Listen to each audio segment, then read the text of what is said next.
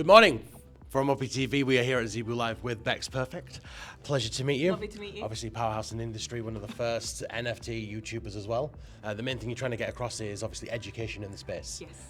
The question I've got for you is, what do you find what's the biggest part of misinformation that you've had to try and battle throughout the years? Oh my gosh. I think it's really interesting that you say over the years. Firstly, that's a misconception. It's probably over the year. Yeah. We're a very, very new space at the moment, and I think things are chopping and changing as they're going along. So education needs to chop and change and adapt to the ever-changing landscape as well. So there are challenges as to who your audience is, who's speaking, who wants to learn what, who's authentic in the space, who's not. And really, someone like me, my job is to answer and speak to all of those people as much as possible and to give them a trustworthy opportunity to learn in the right way, in a way that actually people can understand. And often with crypto jargon, with all that kind of stuff, it's a little bit of a difficult one. But I do think that there's still a long way to go. I think that, you know, one of the big things that, as we're seeing the rise and change of PFP projects and things like that, we need to look at what we're building within Web3 and how we're going to be reflecting that in the way that we talk about it on things like broadcasting and things like that. So, No, I really do appreciate that because obviously the tough thing is in crypto space, people talk crypto to other people in crypto and they forget about people who are trying to come into the space, which can be more of a barrier to bring people in. Yes. So thank you very much for doing that for us all. Oh, obviously, you docked yourself as well. Yeah. Us ourselves, where we're on Opis Group, we are a fully doxed team, so we show everything that we do from conception all the way up until the launch of our game, which is soon. OpiPets.io, got to get it in there. What do you feel that is a benefit, or do you think it's a hindrance in this space? Because obviously it's Web3. Yeah. So what should be Doxing under? yourself. Yeah. Yeah.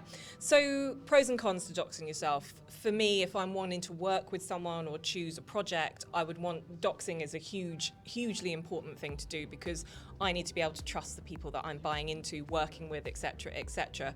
However, on the flip side of that, I do understand that, you know, as the space has evolved, if communities aren't happy with a certain thing, with a certain project or the way things are going, and someone is doxed, it has, and we have seen evidence of this, it's put people in jeopardy, not just for them, but their families as well. So there is a moral and kind of ethical conundrum around whether or not you dox yourself. But in most lines of business, you would expect to do that. But you can be anyone that you want to be in Web3, and anonymity around that is an interesting one because it also poses the problem of who can we trust in this space? So for me, there's no straight answer to this. I do think that there's pros and cons to everything.